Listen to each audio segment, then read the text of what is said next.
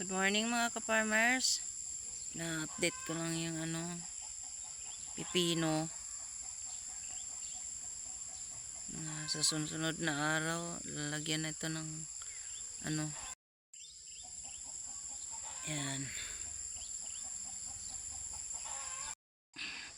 Tumubo na rin yung sibuyas ko. Pagtanim ko nito napakaliit. Ito kasi yung naiwan pag init, konting-konti na lang. So simula na rin yung spinach namin, yung alugbati. Yan. At ito namang pag-garden namin. May bunga na. Kami-kami lang. Si ka-farmers talaga. Tsaka ako ang magbenta, magtinda. Pero kasama ko rin siya.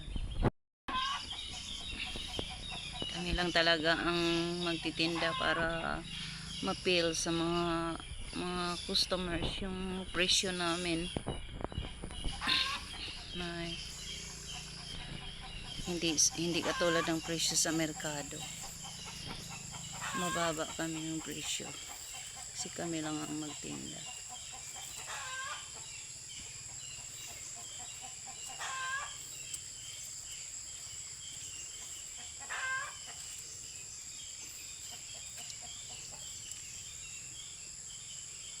Maliit pa yung mga bunga. Ito namang spinach namin. Alugbati, nahirapan ako sa pagparami nila uli. Noon marami kami. Kaya ko din itong paramihin uli. Na kasi ito sa init. Ilang buwan na nag-init. Ito na lang ang natira. Di na kaya, wala nang pangdilig. Kahit yung malaking sapa namin, naubusan ng tubig. Tindi ng init. Sarap kasi ito eh. Tsaka ito na yung direct namin. Direct seeding namin. Abonuhanan na naman. Tapos kami lang dalawa. Sasabak sa pag-aabono nito.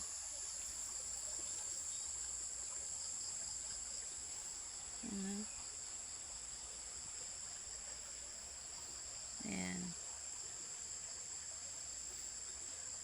Mas maganda pala talaga pag direct. Kasi hindi na ka magta-transplant. Abono na lang. Ito pa yung kasama sa tina-transplant namin.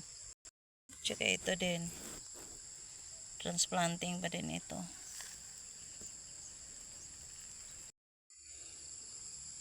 Ito yung una. Yan. Kinukuha ko lang yung medyo malaki na. Tapos itong naiwan, iabono pa din. Yan, kinukuha ko. Ayun.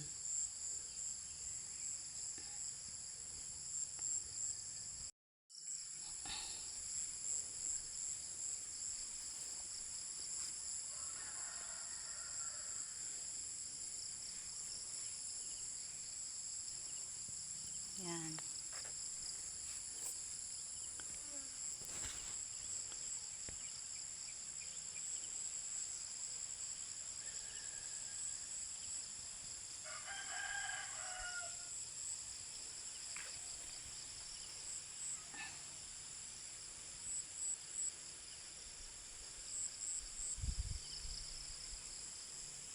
Yan. Ito lang muna mga ka-farmers. Good morning. Magandang umaga. Good morning to all. God bless us all. Good morning. Bye-bye.